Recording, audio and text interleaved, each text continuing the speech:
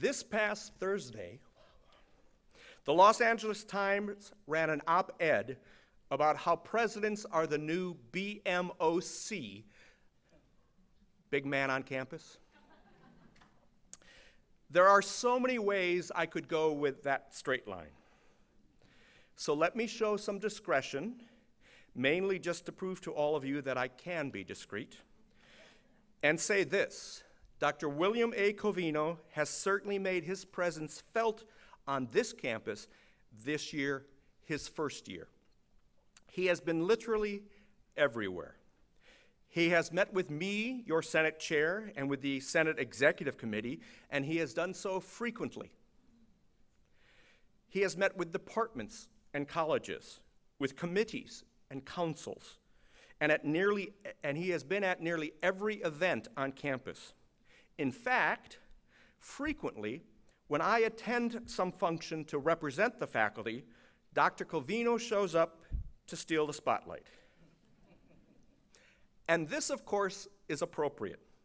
He is the voice of this campus community. He has brought energy and excitement to Cal State LA. He has brought attention to the many endeavors in which we are already engaged, and he has brought a commitment to support the expansion of our efforts to teach well and to acquire new knowledge, both basic and applied, and especially scholarship that involves students and engages the community. Most importantly, to me at least, is his commitment to transparency and to including the faculty voice in meaningful dialogue about issues affecting us here and now and in the future. Last summer, when we learned of President Covino's appointment, we, the faculty, said, well, let's wait and see how he does his first year before we judge him. Now that we've had a year with him, we say, so far, so good.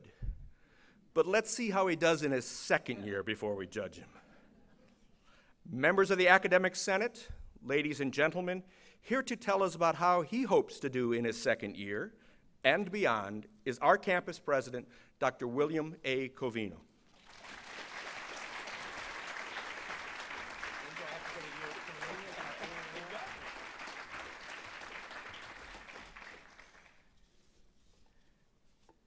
I have to admit that the prospect of Kevin Baskey being at large gives me pause.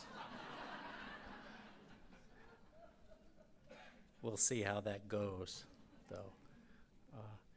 Before beginning today, I wanted to I want to echo the thanks that was given to your Senate chair, who has been a great partner over this past year for me, a tremendous advisor, and a great source of information and perspective and wisdom. So I've enjoyed that, and I know that will be the case with Nancy as well, and I look forward to us working together, Nancy, over the next year. And John, I hope, won't be involved too much, but no, John, I just had to, you know, they were all after you in the chairs meeting yesterday, and I met with all the chairs yesterday, and they all had concerns. Many of them had concerns that they voiced in this meeting. And when several of them said when they voiced the concern, don't say it was me. And finally I said, who should I say? And they said, John Ramirez. Just say it all came from John Ramirez, because John wasn't there. Anyway, welcome, John. I look forward to working with you and the rest of the Senate as well. It has been a really very rewarding year in the shared governance arena.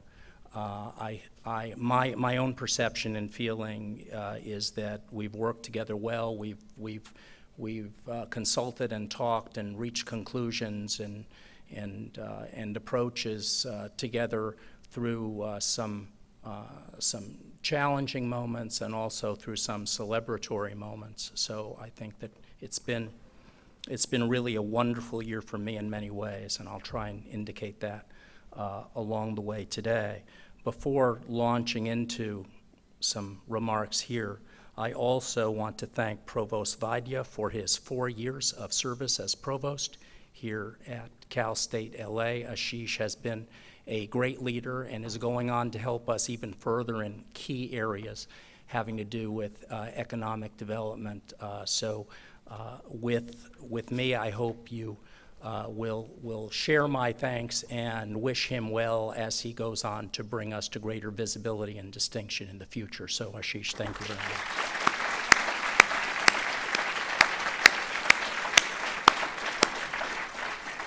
So the State of the University address today is, with your forbearance, going to be relatively informal. It will not be address-like. I won't be reading sentences. And I've done a lot of that lately. And I think that what is most rewarding for me, and I hope for you, is to create a dialogue. So I'd like to move through some talking points, elaborate them along the way, and do so as expeditiously as is feasible to allow you time to chime in, ask questions, and for us to talk back and forth. So I will try not to be as long-winded as I usually am. I've tried this out before. It should give us some time to talk, and I hope that it does.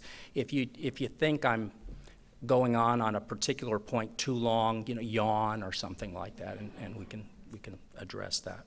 I wanted to start, and this is just sort of the outline. I wanted to start with at the point where I often like to start here, because I am so acutely aware of how much of the hard work and success and welcoming atmosphere here at Cal State LA has to do with our staff, and we could not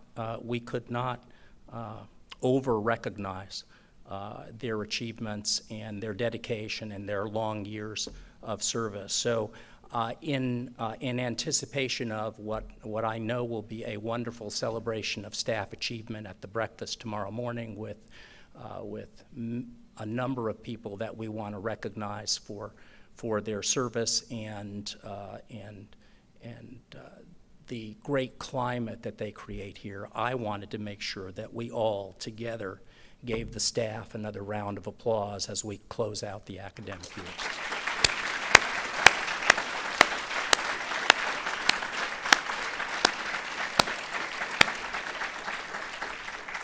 So, where have we been and where are we going? All right, some notes on that. We have begun a branding initiative. We have leading that initiative the Office of Public Affairs and Elena Stern and her staff, and we will expand that to a more formalized committee structure and further inclusive meetings as the months pass. But we wanted to make sure that we got some initial input, so we held some focus groups over the last couple of weeks. Several of those were very well attended, and I, in fact, bumped into some people coming out of one last week who were quite enthusiastic about being able to participate and being able to talk about how Cal State LA should be articulated to our various audiences in future. So we're going to be moving in that direction over the next year, moving through this process over the next year.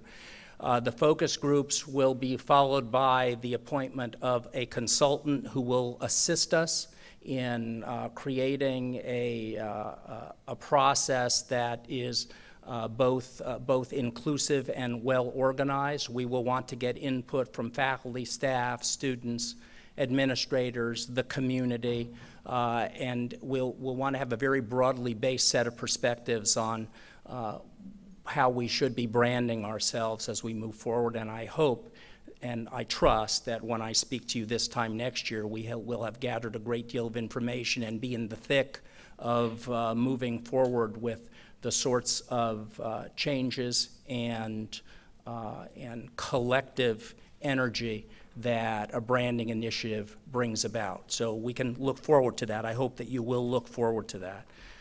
We have been this year through our first full year with a new student success fee. When I arrived here last fall, I took a look at the uses of the student success fee, and I began to ask rather pointedly how we could assure ourselves that the areas and the initiatives for which the fee was being used were contributing, in fact, to student success. I mean, on the face of it, these things all look like they contribute to student success. We hire more advisors, and we have money going to tutoring and writing and things of this sort, and that all seems on the side of the angels. But I need to be more certain of that, because if we are in fact charging our students an additional fee, I want to be able to say to all of them that I have very good evidence that it is contributing to their progress toward degree, to their success in their courses, to their acclimation to campus, to their orientation to their studies and their discipline. So I asked the cabinet to come back in the spring. In January, we had what I call the Student Success Fee Summit, to come back with detailed descriptions of the rationale for the various uses of the fee, and also indicators that it was being, or that we could measure its effectiveness. Many of the indicators that were proposed in this round were student satisfaction surveys. And I see the value. In fact, we have to continue to do this. But I'm not convinced that that in and of itself tells us what we need to know about whether the activity that we're engaging them in or the extra money that we put into something is leading to their success. So I have asked for and have begun to receive a set of more measurable outcomes that I hope are more persuasive both to me and to you and to our students, that the allocation of resources that come from the fee is contributing to student success in its various forms. As those outcomes are articulated and clarified, we're going to make a comprehensive report in fall, in October. I will be reporting back to you and let you know, but I did want to tell you that it's something that I'm attuned to and want to stay alert to on behalf of the students. One addition to, we looked at how all the fees are being used, and there were a couple of areas where I thought that we should put monies from a different place into a use rather than call it a student success fee use. So we freed up some dollars, and one of the major changes that we'll make, or major allocations we'll make next year with the student success fee, will be a 24-hour lab and study center for the students. A number of students have approached me about this over the years. Faculty have, members of the cabinet have. We think we have a location. We have to do some renovation, et cetera, but we should have in place by fall this 24-hour lab, and then we'll see if it's really being used. I'll have to come over to campus at 3 in the morning and see who's in there, but I hope that will be valuable. And also some other improvements in our technology and our Wi-Fi capacity, which tails off in certain buildings that I am told are just haunted, and that's why that happens. But we're going to improve that in some other areas. So I'll keep coming back to you about the student success fee and how we're doing. Similarly, I was well aware of the strategic plan that had been proposed, a revised strategic plan that had been proposed to WASC in response to their visit to the campus. And as I reviewed it, I noted that it was very full and very comprehensive. That is, it had a lot of stuff in it, right? And it was not clear to me as I read the plan what our priorities were, because you can't do everything all at once. It just doesn't work. You end up doing nothing. So we have to decide, what comes first, second, third, and what do we get to later on.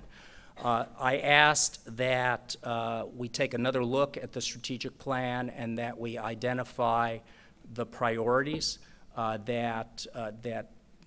that we should be addressing sooner rather than later, and also a set of metrics that provided some convincing evidence that we were making progress along the route of the plan, as well as an indication of costs. One of the things that is sometimes missing when we develop strategic plans and celebrate the sorts of things that we're wanting to prioritize and move forward with is a sense of how much it's going to cost and whether the cost is proportional to the priority and, in fact, is worth it. So I am reaching a point at which most of that information is pulled together. We will have the plan prioritized. We will have metrics for approaching our priorities, and we will have a sense of the cost of those priorities, how much money really it will take for us to get to the finish line on certain things. I don't have all of that yet. I apologize for that, but I should have it by the fall. We'll share it with you again and give you my sense of how that all comes together. But I think if we're going to pursue a strategic plan, it has to be a strategic plan that is transparent, prioritized, and clearly indicates what the cost will be for enacting it and making it work.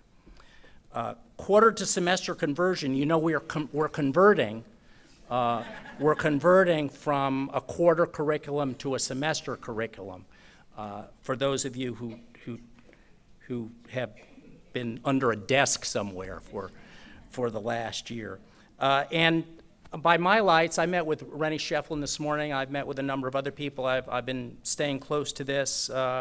Where you're doing wonderfully well with a very challenging and very demanding task, and we are adding to our mathematical conversion. I mean, cutting edge content in our courses, updated pedagogies, enhanced relevance, all these things that the faculty that you seem quite excited about in a number of quarters. Not everybody's excited, but I think we're moving forward in a very good way.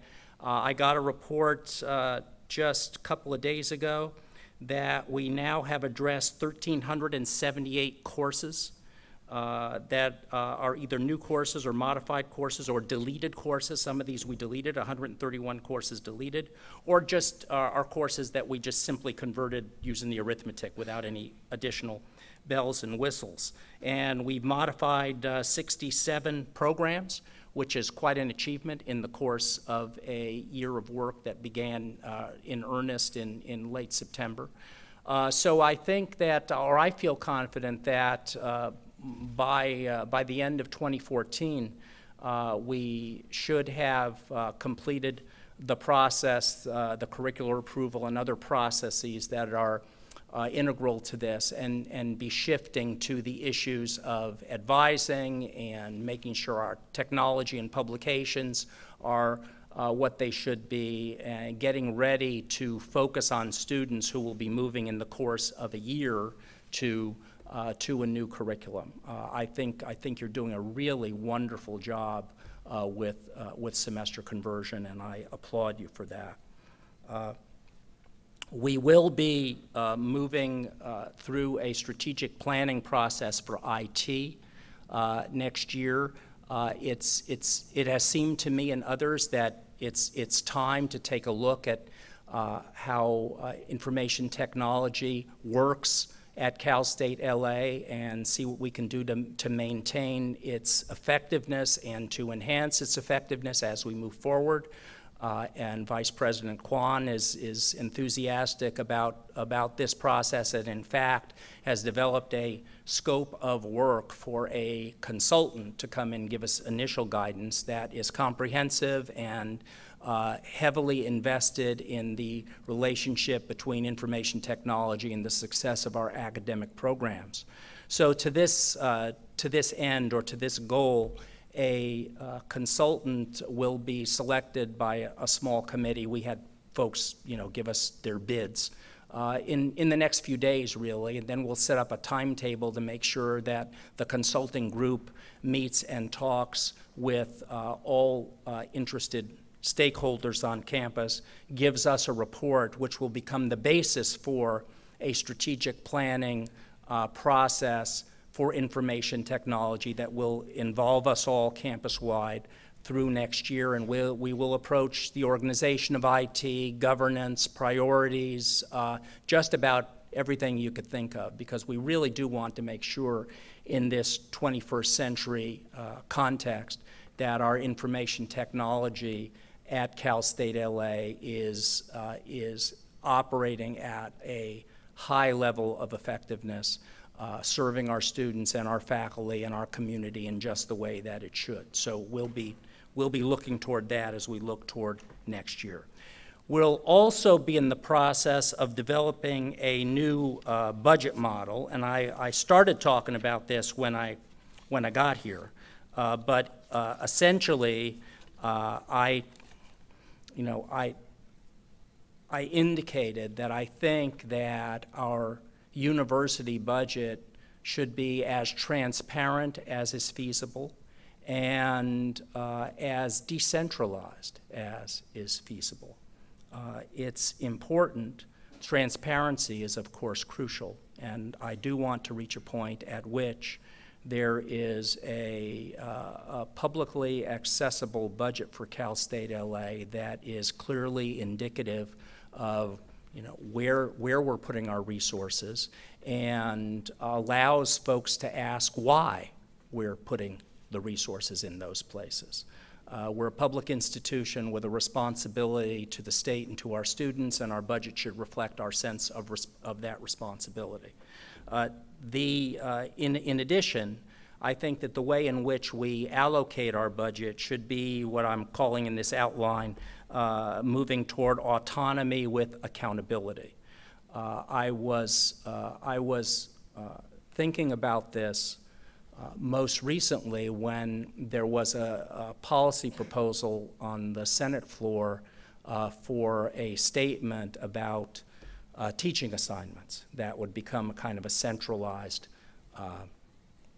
statement about what proportions of our faculty assignments should be devoted to what relative to teaching, research, service. And I was thinking once again as I heard that, and I understand that's in committee now and will be further deliberated, that it's important for a strong university to have strong colleges and strong departments. And strong colleges and strong departments come to some extent from the capacity and the ability to set priorities and manage those priorities fiscally and otherwise within the context of the disciplines and the culture that the college and its departments represent. So in that spirit and with that perspective, we really should not have very many universal statements about things like assignment, because assignment is, our teaching assignments and other assignments are various and should be various. They are to be determined, I think, relative to the needs of the university and the needs of the college and the needs of the department. And there should not be a one-size-fits-all relative to them.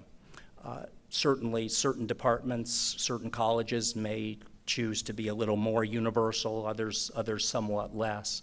But I think that it will be important moving forward that basically we allocate our funding in support of instruction at appropriate levels, hand it off to the colleges and departments, and ask them to manage it in ways that make sense to the faculty and departments and deans and vice presidents. Not secretly, of course. I mean, I won't then go fishing or something like that. I mean, I'll be paying attention. But I think that that kind of autonomy breeds a kind of responsibility and energy and excitement for making things happen and trying new things out and taking us in new directions. So I hope that we're able to get to a budget model that is both transparent and reflects that kind of decentralization. I would say that adding that it won't be enough. That is, let's not expect that we can come to a budget model that satisfies everybody. They say, oh, now I've got enough, I don't need any more. We're going to need more. We have been through a rough patch in public higher education. There still is a substantial gap between the monies that we receive from tuition and from the state allocation and what we need to operate effectively and to flourish, right? And that gap, as some of you have heard me say before, needs to be filled through entrepreneurial initiatives, through innovation, through new partnerships, through donor support, through grants and contracts, right? And I would hope that with that in mind, our colleges and our departments will be vigorously on the hunt for those kinds of opportunities as they build strength in any number of areas. I think that takes care of both those items under new budget model and decentralization. But of course, you know, questions are welcome. Relative to the budget for the CSU this year, the governor proposes a budget in January and then proposes a revision in May. The May revision did not vary much from the January proposal. Then the Assembly and the Senate got to work. And I am happy to say, with much gratitude to people in this room who helped energetically with our advocacy program, that the Senate and the Assembly want to give the CSU more money. The governor proposed what he said he would propose, which is $142.2 million to the CSU. This is $95 million short of what the CSU Board of Trustees proposed. The Assembly proposed that $90 million more be added to our budget. The Senate proposed that $95 million more be added to our budget in support of enrollment growth and with a requirement that the system as a whole enroll 20,000 more students next year. So that is heartening and indicates that our legislators are listening and that our advocacy trips to the Capitol that many people here have been on have been effective.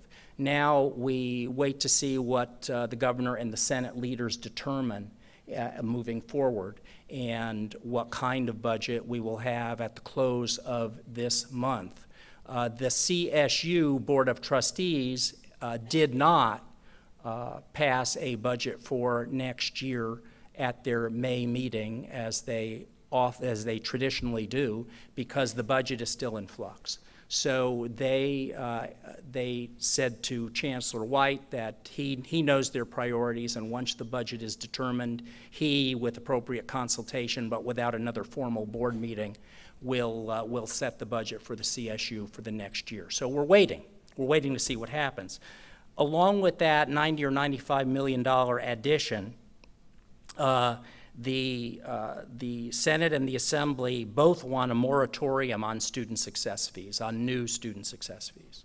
I understand their concern. I understand that they, like I, want to make sure they're asking the right questions and that we are essentially supporting student success and not imposing, de facto tuition increases. So that is on the table in terms of the Senate and the Assembly. Some of the other governor's proposals were rejected. Some of the smaller proposals, like one-time innovation grants and a not so insignificant requirement that the universities give the state a 3-year budget plan with goals for improved academic performance, that is, and then be evaluated in terms of meeting those performance goals. The governor proposed that, the Senate and the Assembly rejected it. So we'll see where that's going to go. The other major proposal from the governor is to take $300 million, which is usually held by the legislature for capital improvements to the CSU, new buildings, things of that sort, right? and to give it to the CSU and say, okay, here's another $300 million. You can take care of your capital improvements, and in fact, if you want to use it for something else, if you've got some other priorities, it's open. It's open. So if you want to put it into operating or hiring or something like that instead of capital improvements, our analysis of that proposal indicated that we would not benefit from it for a few years out. And in the near term, in fact, it would be a detriment. We'd be underwater a little bit because it's not quite enough money to deal with what we need to deal with. That aside, that was an argument from the CSU, or at least an argument among the Board of Trustees. The Assembly and the Senate rejected that proposal and rejected the allocation of the $300 million for capital improvements to the CSU and would like to retain control of those monies for capital improvements. They did propose allocating between $15 and $25 million for deferred maintenance, which is, deferred maintenance is like that, the projects we have lined up. And those monies will take us a little ways. I'm not criticizing them. I mean, there's only so much money, but they did allocate some money to deferred maintenance. So the governor's budget is, and the Assembly and Senate's budgets differ in striking ways. And we will wait and watch to see how that all resolves itself in the course of this month, and I hope and trust that all of you will continue your advocacy efforts and continue to be the voice of dedication to the success of our students and our needs to be effective in that regard. Given that the state budget is unresolved, our Cal State LA budget is to be determined, right? I mean, in specific terms. If we get $95 million for the system, how will that play out? How will it be allocated? Will it be allocated to instruction in particular? Will it be allocated to salary increases? Will it be allocated to other sorts of items that we all feel are important? That's what really will determine how we move forward next year. Now, we have our worst case scenario, which is the government's proposal for support. I wouldn't be surprised if that were enhanced because of what the Assembly and Senate have said. But in that scenario, we have some enrollment growth money, and that brings me to the next item on enrollment that I want to just talk through with you, because our main source of additional funding for next year is enrollment growth and enrollment. Those are really the primary resources for our operation of all the divisions, but primarily academic affairs. This year that we're ending, we were at 106.4% of our funded target. So we're over 100% by 6.4%. That has to do to some considerable extent with really making up a schedule that provides access to students and adding courses where we need to add them, and trying to make sure that student demand was being served in the right places. It is notable that of that 106.4%, more than 6.4%, more like 7% or a little more than that, of that access can be directly corresponds with a higher student course load.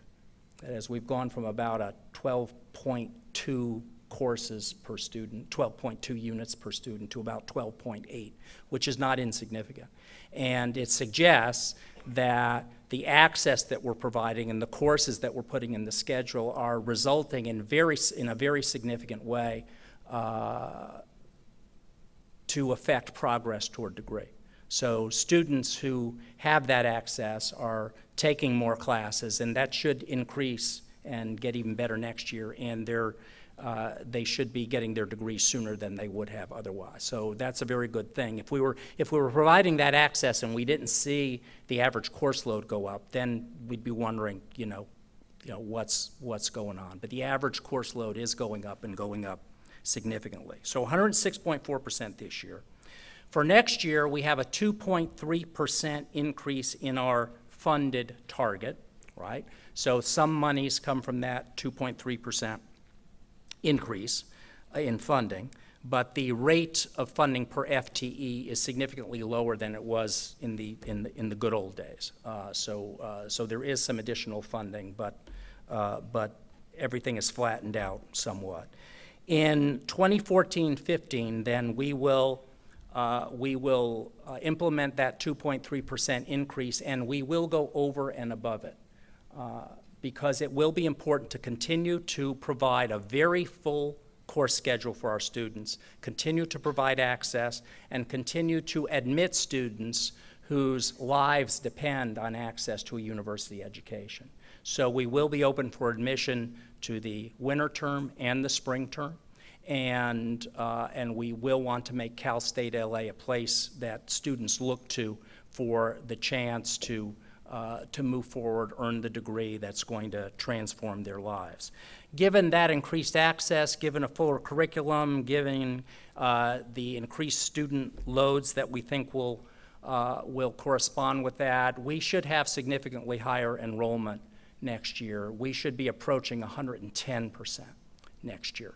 And that, I think, will send a message about what Cal State LA values, and correspond with the message that I was getting from the first day I stepped on campus from the faculty and staff I was meeting with, who said, we just want to stop saying no to students. There have been a number of, this is where we show the pictures, right, guys, of the new buildings? Yes, here we go. So we wanted to show you, there's the TV-FM building. We just want to show you some of the new stuff here, right? Then we want to see the Hydrogen Research Center, which we unveiled during Investiture Week, and I hope you've been fueling up all of your hydrogen cars. The South Housing, the student housing dining facility, which we are completing, and which should be bright and shiny and very inviting. The University Student Union Plaza renovation. There you see a concept sketch of that. The Loxa Amphitheater, which is going to be built right behind Loxa. I went and took a look at the site the other day. And the Rosie Casals Pancho Gonzalez Tennis Center, which we broke ground for when Billie Jean King was here on May 6th. In addition to that, we have the miscellaneous projects, the Golden Eagle duplex apartments, accessible housing, the new Center for Engagement Service and the Public Good, which we unveiled on May 5th, a landscape palette master plan, which has to do with our landscaping around the campus, the ongoing and eternal administration building seismic study, which we hope to reach closure on at some point. Salazar Hall facility upgrade, new finishes, new lighting in the classrooms and public places. We started with Salazar Hall instead of, let's say, King Hall, because King Hall's actually due for some funding in the near term. Salazar Hall's quite a bit farther out, so we wanted to turn to that first and then see where we were with some of our other spaces. Around facilities, I also want to add that we're going to be moving forward next year with the creation of at least 3 state-of-the-art learning spaces. State-of-the-art learning spaces being spaces that embody cutting-edge pedagogical design, all of the technology we need to make that effective, the kind of seating structure that allows for different kinds of combinations and interactions and the possibility of, mobile and itinerant professors and instructors moving throughout the space and working with students. I'd like to create 3 of these state-of-the-art learning spaces. I think we can afford to do that with some one-time dollars that we have. And once I have these are going to be the spaces that I bring potential donors to show them what we can do. And give them a demonstration of the state-of-the-art space and say that we'd like to have 10 or 12 or 15 of these. We'd like to have them throughout the university for our faculty and our students. And if I can get them excited about that, then maybe we'll move in that direction. Okay, administrative positions, searches. So William Funk and Associates are conducting our provost search. They were here last week, met with a number of groups to get an initial set of input on really what our job description and our appeal should be as we conduct a national search for a new provost. They will be largely prospecting during the summer, the search firm, and we will hit the ground running in fall with an evaluation of potential candidates, and I hope a process that gets us to a point late in fall where we can identify finalists, interview them on campus, and make an offer that is accepted and have a new provost here by mid-year. Now, I know there are all kinds of ways in which that can get disrupted, but I'd like to follow that timetable. So that's on the runway. We have a search ongoing for a senior associate vice president for enrollment services. This is the position that Jim Blackburn has been handling on an interim basis this year. And before I go any further, this is Jim's last few weeks with us, and he has come from great experience and with great wisdom and energy and dedication and done a great job over the last 6 months. So Jim, thank you very much for helping us out. And Jim is going to keep his phone handy because we may need to call him up every once in a while. In the interim, between Jim's departure and the appointment of a senior associate vice president for enrollment services, Nancy Wada McKee will be stepping in that role, and I'm delighted that Nancy agreed to do so, and know that she'll keep us moving forward and on a good path relative to our provision of really top quality enrollment services, management and planning for our students. So that search committee met yesterday. I think they met yesterday. And they have arrived at 7 candidates for preliminary interviews, for first round interviews, which will be off-site. We'll be doing those presently. And then when we identify the finalists, be bringing them to campus to meet with folks.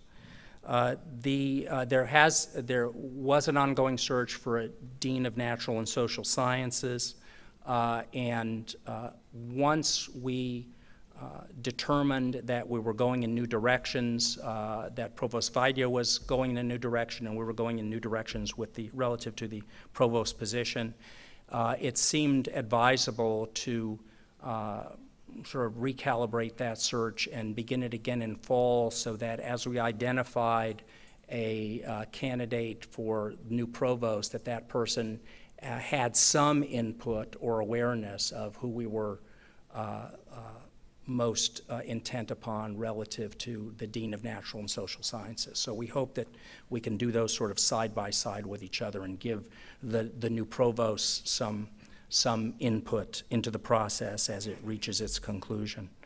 Relative to research and graduate studies, we will be beginning a search for an associate vice president for research and appointing a dean of graduate studies. I will be meeting with some folks connected with that within the next few days to get an update myself and to offer some of my perspectives on that position and its impact and the way it will work in the organization. I am concerned that we've had a falling off in our grant and contract productivity over this last year. It's been a significant falling off, and that's a crucial area for the university, for you, and for your students. So I want to make sure that we're all on the same page relative to strong and effective leadership going forward and the kinds of incentives and encouragements that will promote faculty activity in research. We are indeed a faculty of scholar teachers, and we want to make sure that we provide the time and the wherewithal for you to do the scholarly part of that. And that can be done in a number of ways. And getting some leadership in that will work with you is one of those ways. Along that line, we have RSCA awards for 14-15, 3 sources of funds for RSCA awards. Chancellor's office is allocated us $120,000. From the lottery, we're taking $150,000, and my office is allocating $150,000. So $420,000 for RSCA this next year. Some of it to be used for the development of high indirect cost grants. Some of it to be used for awards in the area of the scholarship of teaching. Certainly continuing the Creative Leave mini grant and RSCA assigned time awards that have been in process before. So we have several areas for RSCA funding. It is, I think, the highest amount devoted to this in some time, if not ever. So I hope that will be beneficial, and folks will use it to do great things. Faculty searches, then. We are this year hiring 25 plus new faculty. That is, they'll be on board in fall 2014, and they come from a wide range of departments. They come from good institutions: Mississippi State, Ohio State, Purdue, Texas A&M, UC Irvine, UCLA, Santa Cruz, Michigan, USC, Rhode Island, Texas, Utah, Villanova. So a range of very good pedigrees. And I'm looking forward to welcoming the new faculty as they start to get here in the summer and certainly join us in earnest in fall. Relative to searches that we will commence next year, I've authorized searches for 45 new faculty, and once again across the full range of colleges. And I would hope that we have a very good year in our faculty search process next year. I've asked for a couple of things, at least that I be kept alert to a couple of things. One of them is the diversity of the pools that we recruit. It's going to be very important that the process ask a question at every stage, from the point that we get an application and have that larger pile to the point when it's down to a smaller pile. And that question is this a candidate who can deal effectively with a diverse community and student population, and how do we know, right? That's going to be very, very important. And secondly, that we pick up the pace next year. We're hiring much too late this year, much too late. I mean, I know a lot of these folks are great people. They're probably all great people. But if we're not making offers by March, a lot of people are gone. They're just gone. So I've asked that we set a timetable and enforce it. So fair warning, if you're saying after the first of the year that you're much too busy to get to the evaluation of candidates and bring them into campus and make a recommendation for appointment, we're going to cancel the search, because then I'm not going to be convinced we're getting the best people. So these searches are very valuable to us. We have to see them as valuable, and we have to give them high priority. I know there are a lot of other things to do, right? But searching for new colleagues is very, very important. So I'd like us to pick up the pace next year, and I think the deans are aware of that timetable. Last item is you've seen this around engagement, service, and the public good. And I really just use that as a placeholder to once again enforce that I'm enthusiastic and energized around all that those terms mean and can mean in their broadest and best contexts. I felt from the moment I met with a search committee for this position that this was already a campus that was dedicated or wanted to be dedicated to engagement, to service, and to the public good. I was gratified to see a proposal that predated me coming across general education to increase our commitment to service learning, which is going to be a great and high impact initiative as we roll it out. And I've just been gratified every day by the welcome, by the dedication, by the intelligence and energy in the face of a very busy year, compounded by the arrival of a new guy who has all this other stuff that he's talking about. You have responded to our students and responded to our community and responded to new challenges with the kind of spirit that makes me proud, really. And you should certainly congratulate yourselves and each other for that. I think you've done great things this year. I think you've moved through curricular initiatives that are going to make a difference for this institution. You've redoubled your efforts in a number of quarters. Several of you have stood up and taken leadership roles and initiative that embrace opportunities that will help build the future of the university. And you've coped with me reasonably well, I think. I haven't seen any knives yet, haven't seen much scowling, although a person did stop me the other day and said May 9th was a terrible day for the investiture, and he just wanted me to know that, and then he just walked away. But by and large, it has been a wonderful year for me and for Debbie, and we are looking forward to greater and greater years ahead, and I have full confidence that that will be the case. So thank you all very much for that. And questions I'm happy to take at this point.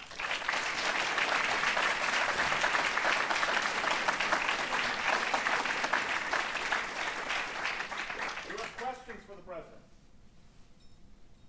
We're here. Yeah. Beth.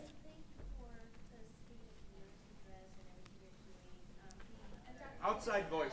Okay, thank you, Mr. President, for the State of the Union address, for everything you're doing on campus. The undocumented students on campus are asking for the establishment of a dream center. We've seen dream centers open up on campuses across the state, and so I would like to ask you for your commitment to opening a dream center. Yes, we are going to open a dream center in the fall. We've identified space. We have even identified some possible external support to enhance the center, so we're moving forward with that over the summer, and we'll have something, at least in its initial stage, ready to go in the fall, and then we'll just, make it better and better as we move forward. So thank you for bringing that up. Don't be shy. Over here. Nancy. President Covino, the LA Times has been gushing about the proposed number of 700 new faculty Yeah. hired across the system, and I'm not exactly sure where that number came from, but does that mean that we can expect to see an increased number of faculty hires over the next couple of years? Well, it's a goal and an aspiration that the chancellor has set. He did it in his State of the University address earlier this year, and it, I think, provides an encouragement for us to focus on faculty hiring. In fact, those 45 faculty that we are searching for next year are possible because of a number of sources of money, but one of those sources is from the president's office, because I'm putting in $1 million for faculty searches. So it's important to all of the presidents and all of the campuses to find the resources to add effort to searches. There has not yet been identified a particular source external to what we are either negotiating on the budget or expect from the budget. That said, I am trying to be intent as I can about what kinds of resources we have here. I think that 45 is a boost for us, and we should try to continue doing better in future. Susie. With the increase in faculty members, will we see an increase in staff positions? As we develop this new budget model, one of the primary questions is going to be, what is the impact on staff and where do we need them, okay? It's a complex question because we have a number of different staff in a number of different areas. So it's not easy to generalize, but it is easy to realize that we are incredibly short-staffed in so many places. I mean, when we've got, like one plumber running around, right, all over campus with a wrench, this is not the kind of picture we want to see. So the part of the development of the new budget process will be to go to zero and then to build back up and to see where the gaps are. And that, I am confident, will result in greater alertness to precisely where we need to put new staff support. Now, I know there are some places that are relevant to, directly relevant to student services where we started to do that in financial aid and in other areas. And I just need to keep my eyes on this along with everyone else. And I think building this new budget model is going to bring out that need and press us to make those decisions over the next couple of years. Okay. Over here. I don't really have a question, but I want to thank you for covering all the aspects, covering all the subjects. And I want to thank you on behalf of students who are not here for having that 24-hour lab, because I know some of my students, they are night people, So thank you so much. You're welcome. Sure. Good.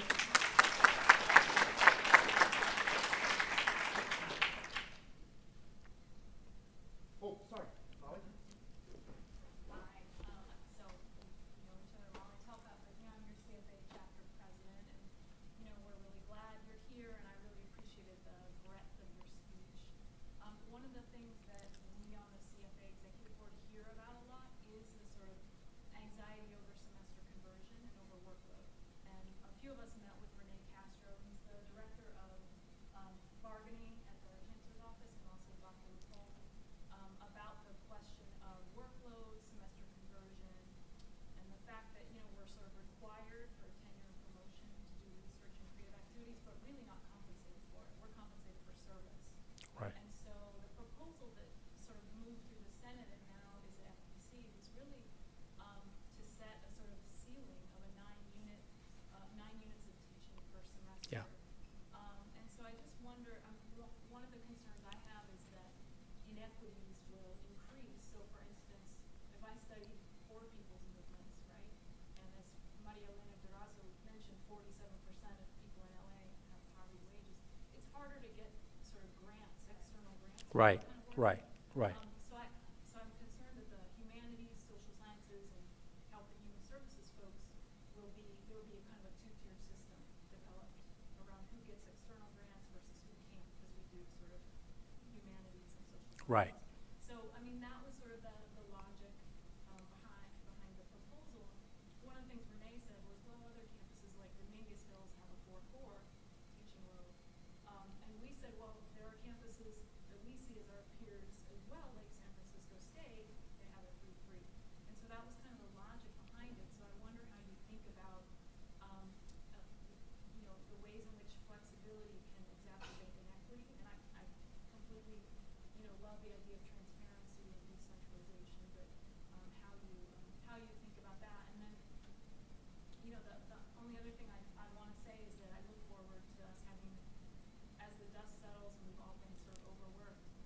having a more constructive relationship. I think Kevin told me that back in the 80s there was a kerfuffle between the president and CFA, and we weren't part of Fall Faculty Day anymore. And I think we do really important work for the faculty, and so I hope that we'll be able to sort of meet regularly and have a good working relationship. I was like 5 in 1981. No room for that. So anyway, but 933. Yeah, and I don't, on the face of it, as thank you, Molly.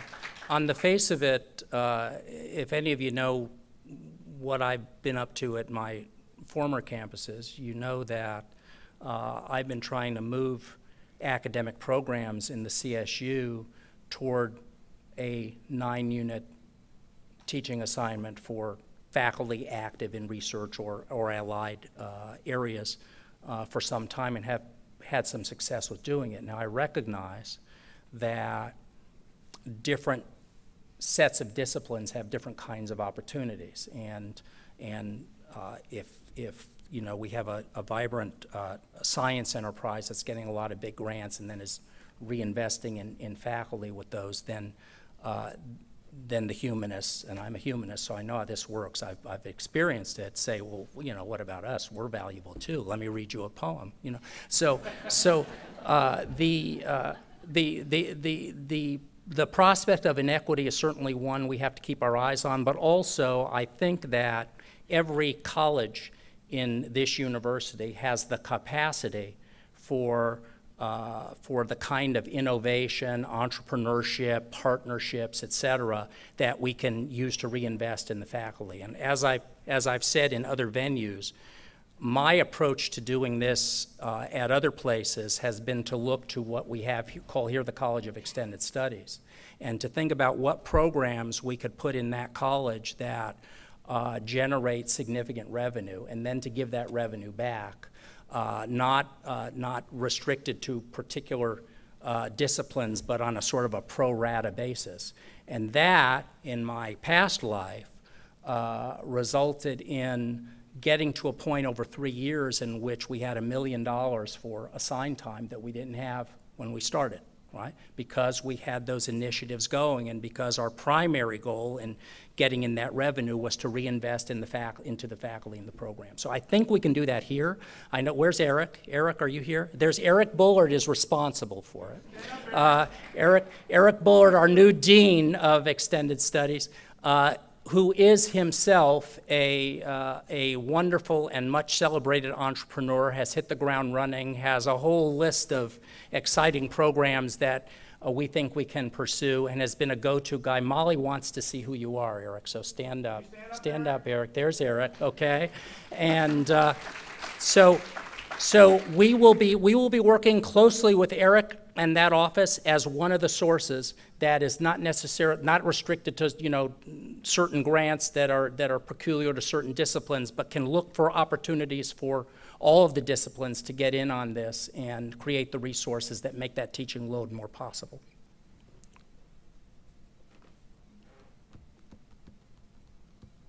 Over here, Carlos? Yeah, as a follow-up to that, as you go forward looking for a Dean of Graduate Studies and Research, is it 2 positions now? It's an Associate Vice President for Research. And separate from that, a Dean of Graduate Studies. But regardless, what we need to do as a campus is come up with a vision of what we want from all this, and then go find somebody rather than hope to find a messiah who will lead us there. Mm-hmm. Because that's unfair to the campus and to the messiah. Sure. Until we know where we want to go as a campus, I think we're going to continue seeing this slide, because folks have a hard time knowing what to do and where the support is going to come from to do all that. So I think somehow we need to put our arms around that vision thing and move from there. Yeah, and I think that should be integral to the process, that, you know, we want to get going so we can identify leadership eventually, but we want to do so with a sense, and I have a pretty strong sense of this campus as potentially a really genuine teacher-scholar institution. where support for research in all venues is incentivized and successful.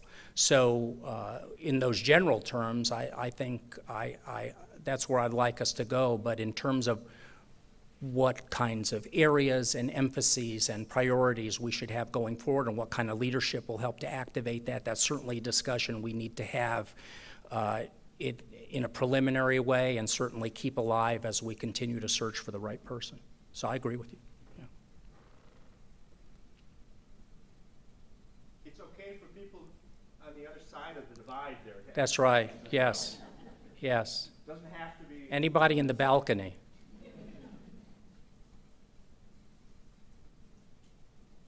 But we're not quite done with our meeting yet, but please join me in thanking President Covino.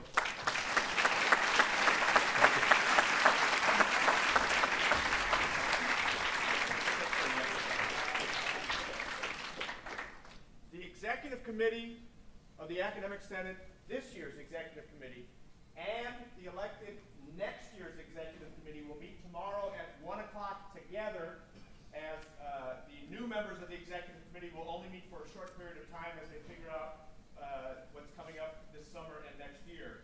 But I'm pleased to announce the results of the election. Please join me in extending an appreciation, and I'll announce all 4 names and then we'll applaud their willingness to serve.